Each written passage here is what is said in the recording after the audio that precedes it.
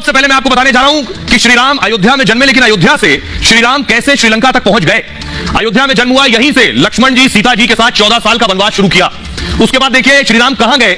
जब अयोध्या से निकले तो प्रयागराज पहुंचे। अयोध्या के बाद राम का पहला पड़ाव रहा प्रयागराज। यहीं निषाद राज केवट ने नाव से उन्हें गंगा पार कराई। और उसके बाद देखिए प्रयागराज से निकल कर आए उत्तर प्रदेश के चित्रकूट। और आपको जानकर ताज्जुब होगा कि वनवास का सबसे ज्यादा समय करीब 11.5 साल राम जी ने चित्रकूट में बिताया। यह मैं इसलिए दिखा रहा हूं कि प्रधानमंत्री आज नासिक में थे। राम जी का नासिक से ताल्लुक क्या है? चित्रकूट में रहे 11.5 साल, मंदाकिनी नदी के किनारे वो आश्रम में तपस्वी की तरह रहे। यहीं भरत उन्हें मनाने पहुंचे और न मनाने पर राम जी की खड़ाऊ ले गए। अगर आप चित्रकूट गए या नहीं गए तो यही मंदाकिनी नदी और मंदाकिनी से लगी हुई जगह है मध्य प्रदेश की सतना। सतना जिले के पास अत्रि ऋषि का आश्रम था। चित्रकूट के बाद राम जी सतना पहुंचे। राम जी ने यहां पर भी कुछ दिन बिताए सतना में। सतना के बाद देखिए मैं आपको बताने की कोशिश कर रहा हूं कैसे वो श्रीलंका तक पहुंचे। मध्य प्रदेश के अमरकंटक पहुंचे। मध्य प्रदेश छत्तीसगढ़ के जंगलों से होते हुए वो आगे बढ़े।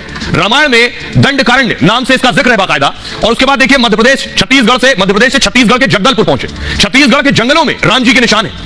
रामपथ गमन नाम से इनका विकास भी हो रहा है उन निशानों का। अब देखिए छत्तीसगढ़ से कहां है? महाराष्ट्र के नासिक के पंचवटी, जहां प्रधानमंत्री नरेंद्र मोदी आज गए थे। अब आप यहां से समझेंगे कि यहां क्यों आए राम जी, यहां क्या हुआ। नासिक में गोदावरी नदी के तट पर पंचवटी में रहे। मान्यता है कि यहीं लक्ष्मण ने सूर्पनखा की नाक काटी, जो रावण की बहन है। इसी नासिक में, बहुत कम लोग जानते हैं कि नासिक में ही सूर्पनखा की नाक काटी गई। यहीं से रावण ने माता सीता का अपहरण किया। नासिक में यहीं बने कालाराम मंदिर में मोदी ने आज पूजा की है।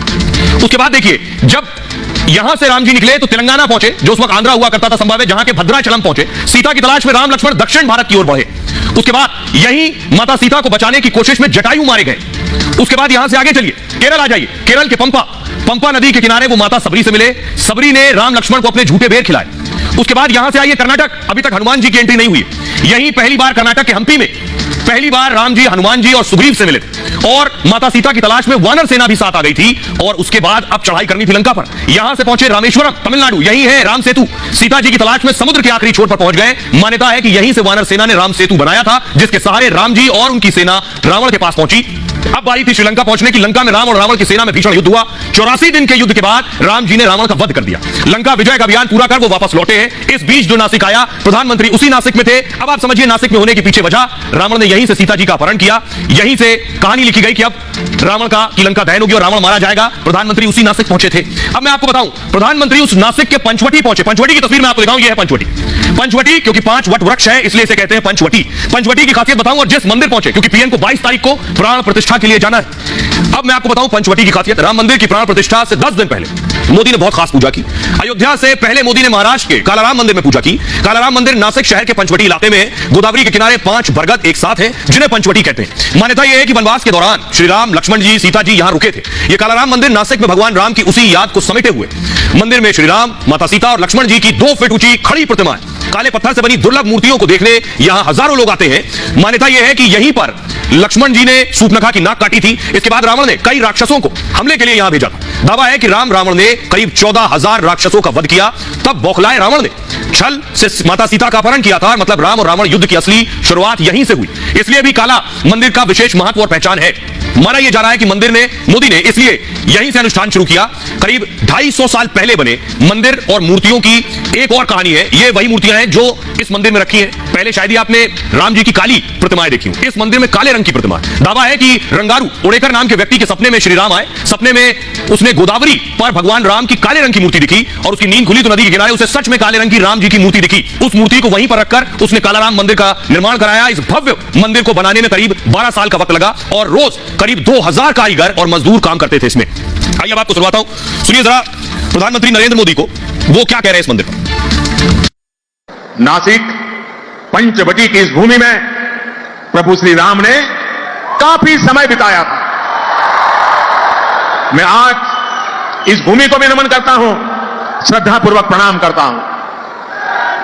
मैंने आह्वान किया था कि जनवरी तक हम सभी 22 जनवरी तक हम सभी देश के तीर्थ स्थानों की, मंदिरों की साफ सफाई करें, स्वच्छता का अभियान चलाएं।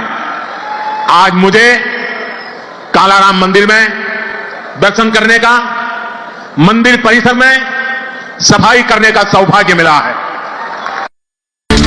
अब मैं आपको बताऊं, प्रधानमंत्री मोदी को आपने सुना, यहां से 11 दिन तक पीएम आखिर क्या करने वाले, जिसको लेकर यह कहा जा रहा है कि मोदी पूरी बाजी पलट देंगे। मोदी ने आज से 11 दिन का विशेष अनुष्ठान शुरू किया है और फिर नासिक में गोदावरी तट से अनुष्ठान की शुरुआत की है। मोदी 11 दिन तक व्रत रखेंगे, कड़े नियमों का पालन करेंगे। यह आज की तस्वीर है। मान्यता है कि ईश्वर के यज्ञ और आराधना के लिए विशेष नियम होते हैं। पूजा में बैठने वाले यजमान को दरअसल उनका पूरी तरह से पालन करना होता है। देव प्रतिमा की प्राण प्रतिष्ठा से कई दिन पहले ये नियम शुरू हो जाते हैं। मोदी को प्राण प्रतिष्ठा करनी, इसलिए नियम मोदी के लिए, यजमान मोदी है। मान्यता है कि मूर्ति में चेतना के संचार के लिए यजमान की साधना जरूरी है।